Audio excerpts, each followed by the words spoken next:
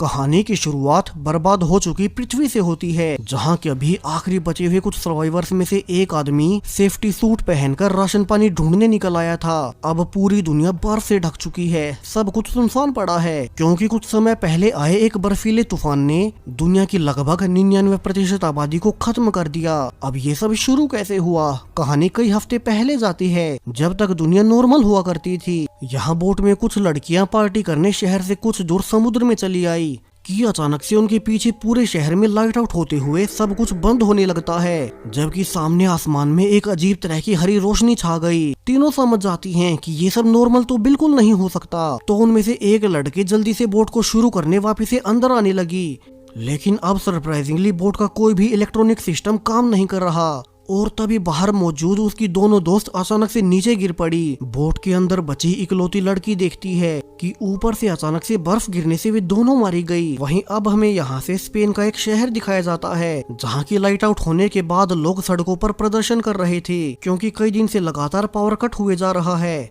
आज भी लोगों को लगा कि बिजली विभाग ने ही लाइट काटी होगी। उनके प्रदर्शन से हर ओर जाम भी लगने लगा। अब इसी ट्रैफिक में एक जुआन भी है, जो कि अभी अपनी पत्नी और बेटी को घर छोड़कर आज की शाम अपने कुछ दोस्तों के साथ ड्रिंक करने उनके खास अड्डे पर जा रहा था। वो रास्ते में नोटिस भी करता है कि आज शहर में कुछ ज्यादा ही हलचल है, जैसा कि अमूमन होता नहीं था। खैर, जुआन अभी के लिए इन सब पर ज्यादा ध्यान नहीं देता और सीधा अपने दोस्तों से मिलने अपने एक दोस्त एल्फ्रेडो के घर पहुंच जाता है। यहाँ उसके बाकी दोस्त भी टीवी में यही न्यूज देख रहे थे कि अचानक से एक फैक्ट्री में आग लगने से उसकी जहरीली गैस लीक हो गई, और वो गैस अगर बाहर निकली तो बहुत खतरनाक हो सकती है।